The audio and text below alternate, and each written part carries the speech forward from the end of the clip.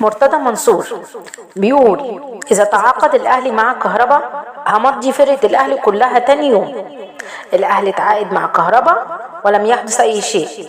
مرتضى منصور الزمالك كسب قضية كهرباء واللاعب هيتوقف والأسد هيجيب حق النادي.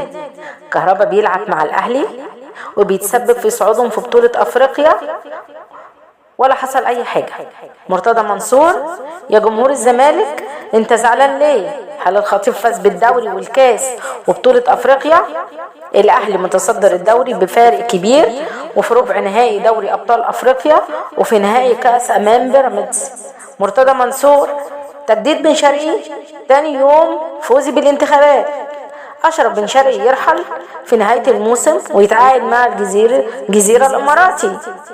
أمير مرتضى منصور يا خسارة حسين فيصل بعد عودة المجلس رحل 11 لاعب أبرزهم أشرف بن شرقي، طارق حامد، إمام عاشور ونجم أبو جبل.